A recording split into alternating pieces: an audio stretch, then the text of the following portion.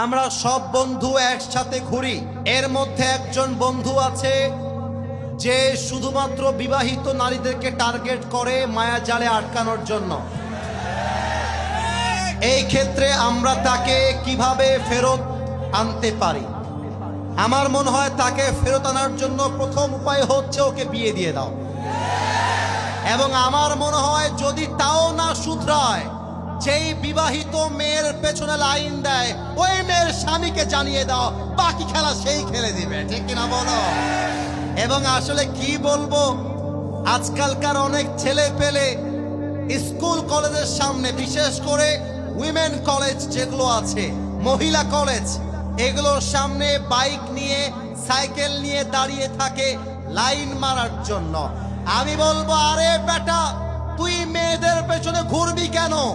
তুই তোর জীবনে এত বড় হবি, এরকম কয়েক লাখ মেয়ে তোকে বিয়ের জন্য লাইন ধরে দাঁড়িয়ে যাবে। ইভেন এখানে অনেক যুবক আছে যারা ছ্যাঁকা খেয়ে বেকা হয়ে গেছে। আমি বলবো, বিবাহিত মেয়ে তোমার জন্য নয়, আরে আল্লাহ তোমার জন্য ফাতেমার মতো মেয়ে রেখে দিয়েছে, ঠিক কিনা? অতএব ওই সব লাইন খাট বাদ দিয়ে আব্বা আম্মার হাতে পায়ে ধরো। একবার যদি আব্বা বুঝে যায়, ফির তো শাদি মুবারক হো জায়েগা। আল্লাহ তুমি যুবকদেরকে এই নারীদের পেছন থেকে ঘোরা থেকে হেফাজত করো, পড়েন সবাই আমিন। হুজুর, বিয়ের উপযুক্ত বয়স হয়েছে, কিন্তু বাবা মাকে বিয়ের কথা বলতে পারছি না, এই বিষয়ে একটু কথা বলবেন যেন বাবা মা বুঝতে পারে। আমি আমার আব্বা জানদের পায়ে হাত রাখবো। শীতকালে যুবকদের কম্বল দিয়ে শীত দূর হবে না, ল্যাপ দিয়ে শীত দূর হবে না।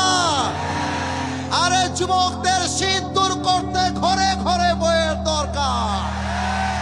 আমি আমার পাবনার মাহফিলে বলেছিলাম, এবারের সংগ্রাম বিয়ের সংগ্রাম, এবারের সংগ্রাম চরিত্র রক্ষার সংগ্রাম, এবারের সংগ্রাম গার্লফ্রেন্ডকে বাদ দিয়ে বউ ধরার সংগ্রাম। আল্লাহ তুমি যুবকদেরকে দিনদার সুন্দরী বউ দিয়ে দাও। জামিন কয় না, ওই শালা বউ পাবে না। জোরে সোরে পড়েন সবাই আমিন।